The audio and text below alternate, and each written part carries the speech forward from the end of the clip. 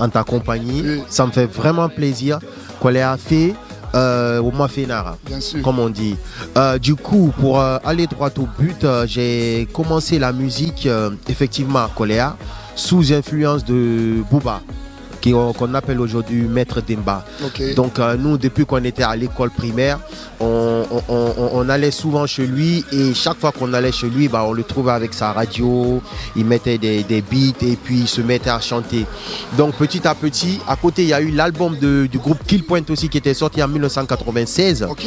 Et c'est à partir de ce moment-là, j'ai commencé à écouter de la musique et effectivement à avoir cet amour-là pour le rap parce que je voyais que c'était, il y avait des textes engagés, ça dénonçait beaucoup.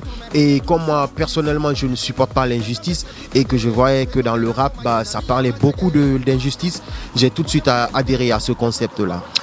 Tu as toujours adhéré à ce concept-là. On ne peut pas vous avoir ici sans parler quand même de Koléa. Parlez-nous de votre enfance à Koléa Korka. Mon enfance à Koléa, c'était une enfance tranquille. Hein. C'était bien. On était dans la cité à Koléa Domino, cité fonctionnaire. Ouais. Bon, on est comme une famille, quoi. On a grandi parmi nos grands frères, nos grandes sœurs. Voilà, dans un encadrement qui était plutôt l'idéal, quoi. On avait les écoles à côté, il y avait Collège Koléa, Châteaubriand, il y avait pas mal d'écoles, lycée Sainte-Marie et tout. Donc mon enfance, elle était plutôt tranquille, hein. Il n'y avait rien d'exceptionnel. On était là. A pu concilier école et la musique, d'autant plus que vous savez, à Koléa, c'était pas évident dans le quartier, mais Korka, il a tenu. Vous êtes venu en France. Comment Korka arrivait quand même à concilier les deux choses, la musique et le rap? Oui, c'était pas facile du tout. Parce que de moi, de base, mes parents n'ont jamais accepté que je fasse de la musique, hein, il faut le dire. Donc, ils ont toujours vu mon côté élève, bon élève, qui va à l'école et tout. Donc, moi aussi, je me suis toujours arrangé pour ne pas qu'ils sachent que j'étais dans la musique.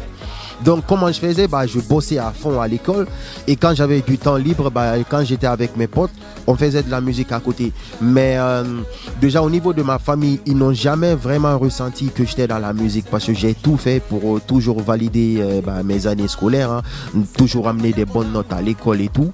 Donc je me suis accroché comme ça.